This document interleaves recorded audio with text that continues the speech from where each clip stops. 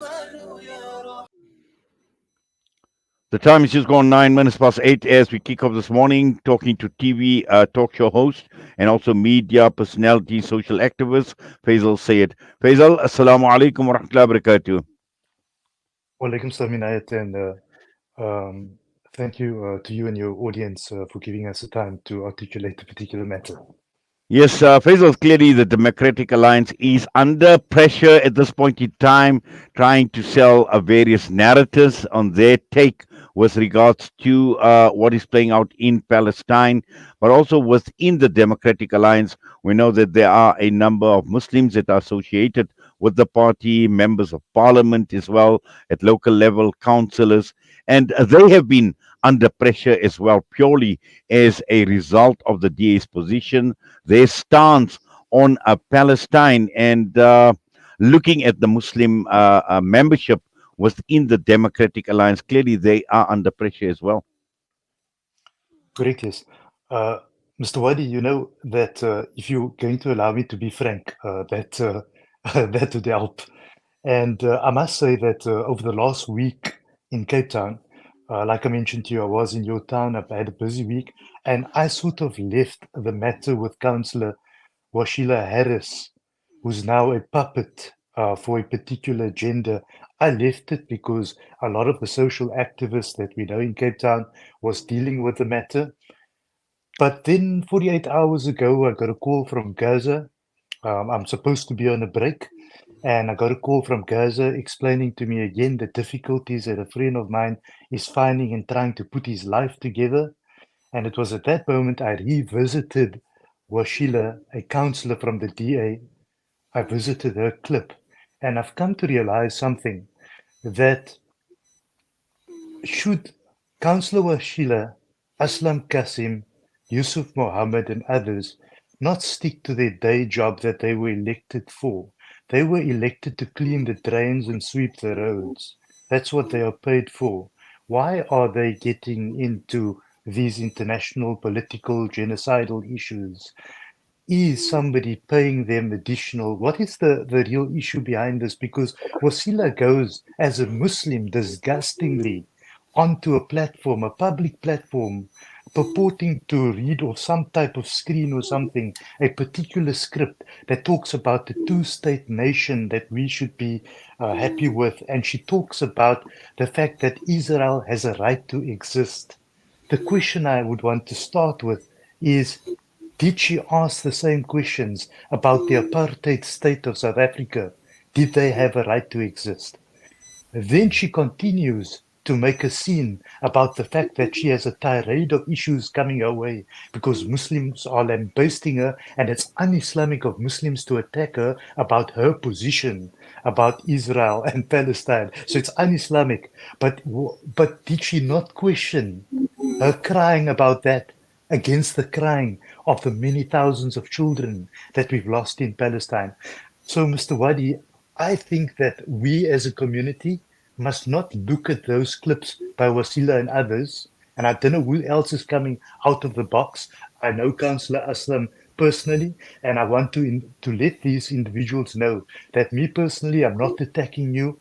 I'm attacking the narrative that you're busy selling, and I'm trying to establish, are you going to continue selling this rubbish to the Muslim community of South Africa? That's the question I've got. Well, clearly, in fact, it's a valid question as well. And as you mentioned, you are questioning the narrative as well and where this narrative is actually coming from. Because this is a script. It's not only Wasila Harris that has read out the script, but this is a script that we've become used to for a very, very long time. This is what the DA's position is. And the key issue here is where it is coming from and prepping prepping their Muslim membership to reach out to a Muslim audience. And that alone, Faisal, I'm sure, is problematic.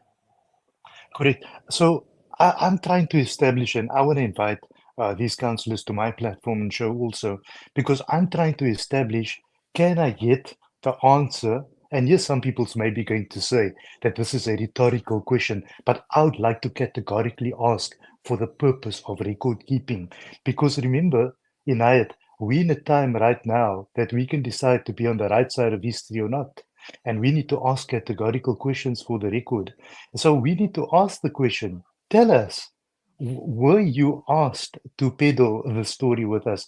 If so, as a Muslim, yes, you maybe have a day job. Maybe, the economy is doing bad. You're working as an elected councillor. But then why not stick to what you need to do? How come you going out, getting up in the morning, setting up a camera, putting up a screen in front of you and reading off a particular script, a story that you know is not going to sit very well with Muslims in the Cape, a story that we are going to outright reject because it is a genocidal, murderous idea to perpetuate the line of Israel and the Zionist state of Israel. So how is it that the councillor is doing that? I, I don't want to go into the international discussion of how atrocious the issue is in the Middle East at the moment, but I simply want to stick on the issue of we need to deal with this issue back home, because if we're not going to deal with it, Mr. Wadi, if we're going to allow our Muslim councillors in the DA to do this, we are in for bigger problems. That's what I'm saying. Well, I agree with you. In fact, when I look at the sequence of events and since the whole Gaza issue had unfolded, I personally attempted to get all political parties under one banner in a panel discussion. And at that point in time, we heard from the DA that they were not commenting on the matter. So at that point in time, there was a refusal. Then the Ghalib Kachalia issue then surfaced, and he was then removed in his position as a shadow minister for making certain statements on Twitter or X, for want of a better term. But now we are starting to see, with all the pressure that has been placed on the Democratic Alliance, again, I think the problem you've got is, why are you using people? Why are you using specifically Muslim members of the Democratic Alliance to actually push this narrative and to push this agenda? So, Wadi, I actually want to make a call on media like yourself that are humanitarian based, that you are, and I know Salah Media for one, is not dictated to by advertising and advertisers that drive a particular narrative, because your focus is humanitarianism. So it's a trustable media source in terms of Salah Media. There are media that is compromised in line with the Zionist approach, and their advertising would dictate the narrative that they are going to sell. So, but I want to call on all media, conscious media, real media, to start questioning these councillors in the Cape and around the country. And last night, I also saw a clip by a particular Bianca lady. I'm not a TikTok person, started posting things recently, but she's making lots of sense. And she's talking about parties like BOSA and Action SA, who are not really, they are not really saying that they are against certain things. That the rogue Israeli apartheid state of Israel is perpetuating. So we need to start asking these questions. I admittedly am going to say something that might upset some people right now, if I may. I was around the country the last week, as you know, and from an operational perspective, um, and from a city perspective, maybe the DA is doing some work in terms of managing the city. Let me just be cautious of the way that I say it. However, like I said, their job is to clean the drains and sweep the roads.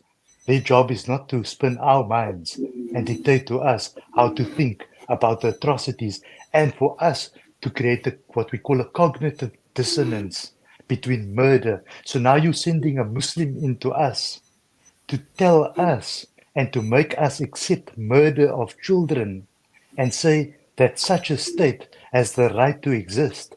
What type of brainwashing is that? That's the question. Well, it certainly is a question, but also I think when one looks at the Western Cape in particular, because it is under the control of the Democratic Alliance, and a lot of pressure is actually going to come through to the DA in the Western Cape. Where last week, where even we've seen in the provincial legislature, we've seen people like Professor Yusuf Chikte, we've seen a number of people, we've seen the EFF. Nazir Paulson was also present. That video clip that had actually done the round. So what I'm saying is the Western Cape province in particular is under severe pressure as well. And heading into an election year as well. So, is the DA trying to do damage control by using people like Wasila Harris to actually reach out? Because, again, they fear that they are going to actually lose a fair amount of their support base in the Western Cape. Look, I think that is politics, and I think, of course, that's coming to the fore. In my opinion, and I'm not a politician, perhaps I do read a bit of, of politics. Yes, I might be socially active in certain things, but I think it's all about the numbers. And I think that if you're looking at the whole caboodle that is sitting around, and sorry, with all the people that are good people in Camps Bay and Sea Point, but there's a whole cabal that is sitting there that has a Zionist agenda and approach, and you can see that when we go into Sea Point how things unfold there. I think that the DA is very operative in that area and that they are protecting certain interests of that area. And I think that they are simply looking at the numbers. And right now, whether we like it or not, yes, Inayat, we must admit that the Palestinian matter is on the agenda as one of the greatest moral dilemmas of our time. We must admit that.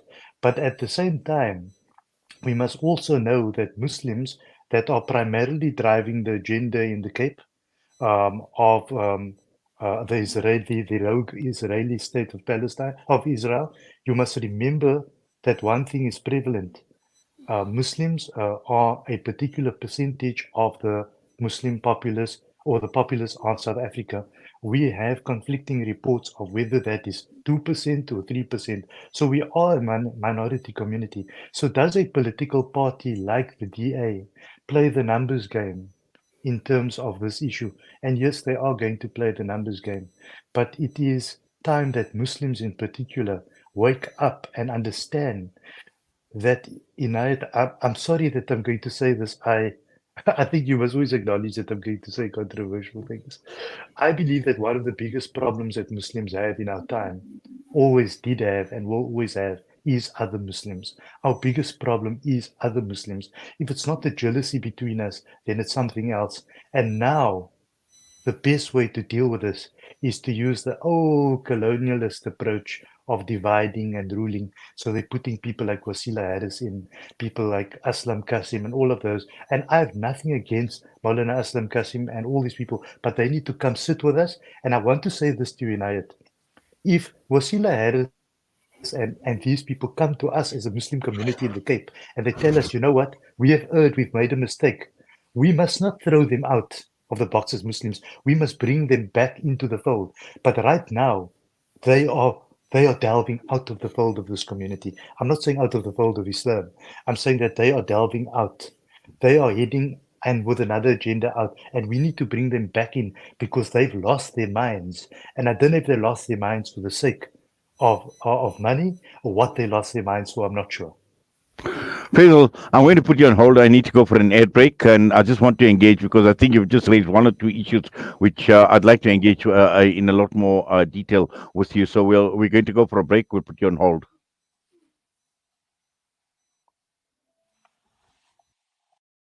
Listen to something fresh. Listen to Salam Media, your humanitarian broadcaster.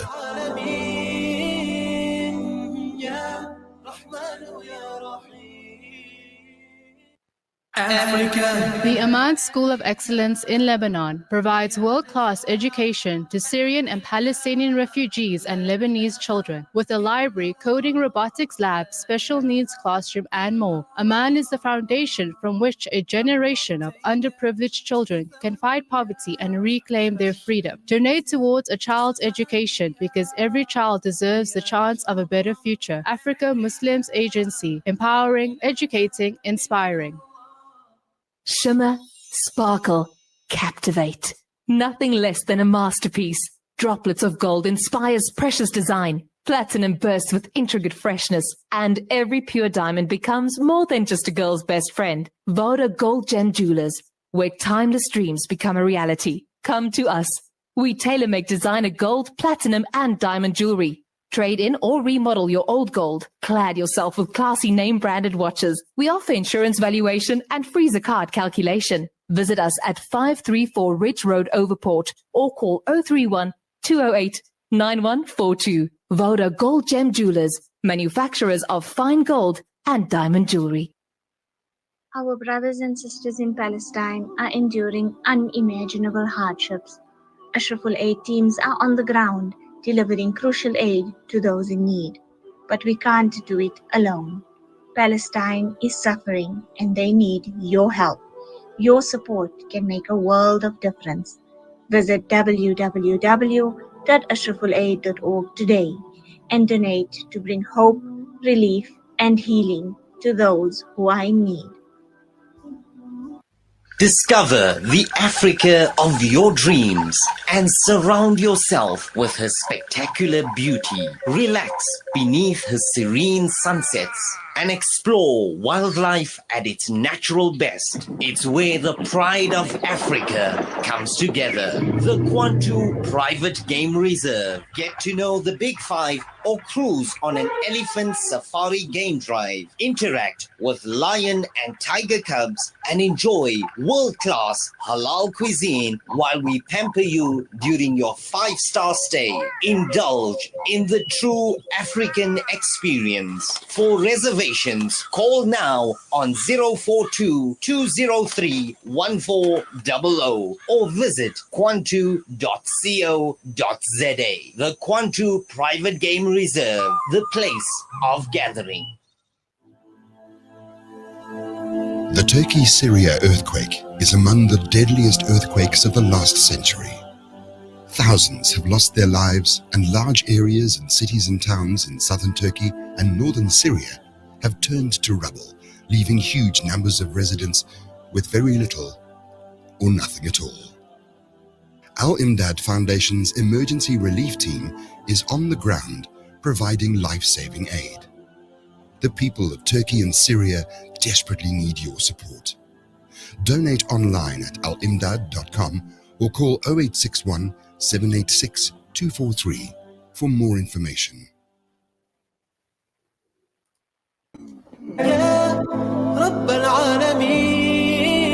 Listen to something fresh. Listen to Salam Media, your humanitarian broadcaster.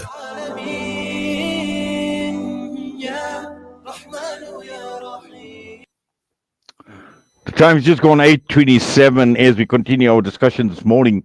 And the question that has been raised is how are Muslims being used by political parties? And we've been talking about the Democratic Alliance in particular to push a certain narrative, to push a certain sales pitch, for want of a better term, in terms of the Zionist concept and the Zionist agenda. And in unpacking this, Faizal Sayed, we spoke earlier on, and you mentioned the divide and rule policy.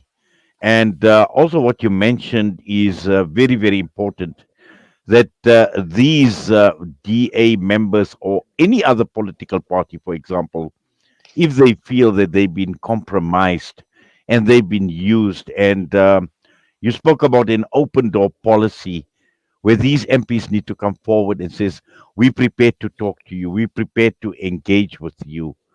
But we don't see that coming actually, because like you mentioned, is what are they in there for? Are they in there for the money? Are they in there for a position within those political parties? Are they in there for any other personal agendas that are playing out, or are they there for in the interest of the public and the people that they're serving? Yes, I think it's a very relevant question, and I think that is something that we need to interrogate further. We must not let this go. And I think my call to the community is don't let this go. If a person is eating or drinking something that should be boycotted, I think that is one level of perhaps foregoing your little responsibility. But we are accountable and responsible for the level, the status, and position that we hold in society. So this means, as a councillor and someone in politics, you are more responsible for the decisions that you take because you have a different level of people in your governance and control. So that is playing at a higher level. People like Councillor Wasila, is playing at a higher level.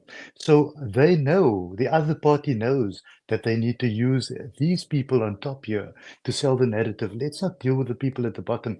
But Mr. Wadi, I want to bring you to a particular matter which I thought about while we were on the break.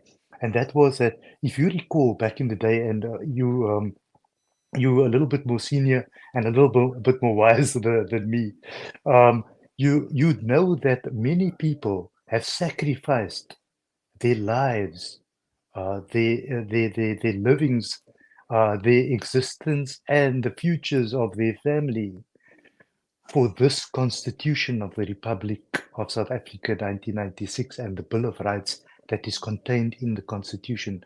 People have died for that document, for it to be what it is today. How is it then today that people like Washila Harris and people of her like are using the same protections that the Constitution afford in terms of the freedom of expression, your right to associations? Are they abusing those same rights to perpetuate the same genocide and apartheid that we saw back in the day? Yes, perhaps to a different degree, but how are you using that same protection and saying that I can say what I want to in this country, even if it means that I can agree and stand with a party that's murdering lots of children? I seem to have a problem, Mr. Wadi, comprehending that. Well, certainly, but also, we're looking at this, Faisal, at a local political level. But this is a global problem as far as the Muslims are concerned. And last night I hosted a talk show, and just in unpacking the political discourse, the geopolitical discourse in the Muslim world, and how the Muslim world, the Arab world, has responded to the crisis in Gaza. And exactly the same thing in terms of division, the divide and rule policy features very, very prominently, because there are personal agendas playing out. There are country agendas that are playing out. And why is Hamas looked at very, very differently as a political wing? Forget the military side on what's happening, but as a political, is Hamas getting that recognition as a political government of the people of Palestine by the Muslim countries themselves as well? And again, personally motivated because there's certain ideologies that I play. We know, like for example, the Muslim Brotherhood, very, very closely associated with Hamas, and Hamas was closely associated with the Muslim Brotherhood, but they've been neutralized in many parts of the Arab world. And this is possibly the reason why politically Hamas is seen very, very differently, even by Muslim countries. Correct. And then if you take that and this is in no defense of any parties, but if you take that and you look at what the ANC was back in the day, Nelson Mandela and others were also considered terrorists. So there is a time and place for everything. But Inayat, I want to go a little bit back and maybe go a bit deeper into something, if that's okay with you.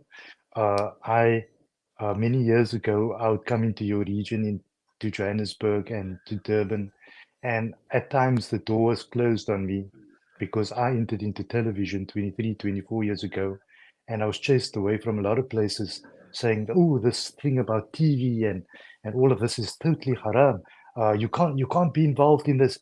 In my mind, and what I articulated at the point to people is, there's going to come a time that we need the media to do what we're doing. We are going to be in a battle of the mind and the essence of the human being.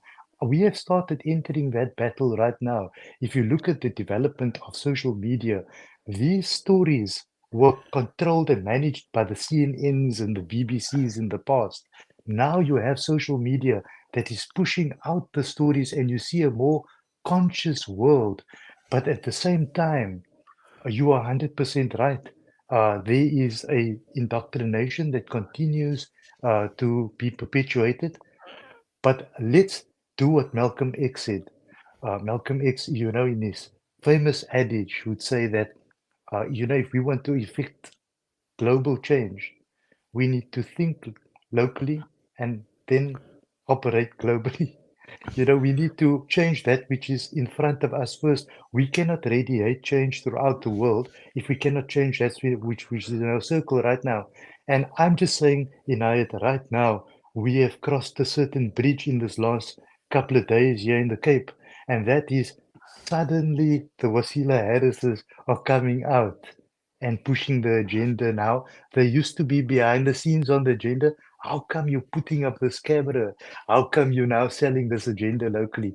So I'm saying the rot is starting to stink here in the Cape. That's what I'm saying. Well, it would be quite interesting to actually engage with some of them and people like Wasila Harris as well. And I think obviously you will be trying to do that. And I'm hoping that we at Salam Media will be able to engage with some of these people as well. And also people like Wasila Harris. But also coming back to the whole issue surrounding, you speak about the age of social media. And we've seen so much come out in this latest attack on Gaza. We've seen how Hamas themselves have actually used social media to debunk a lot of the lies, even now with the exchange of hostages and those things. Look at those people, how well they were treated, how friendly those hostages have been. In fact, the latest one was day 6 yesterday when I had a look at the video clip, waving. One woman actually saluted one of the Hamas fighters as she got into the vehicle.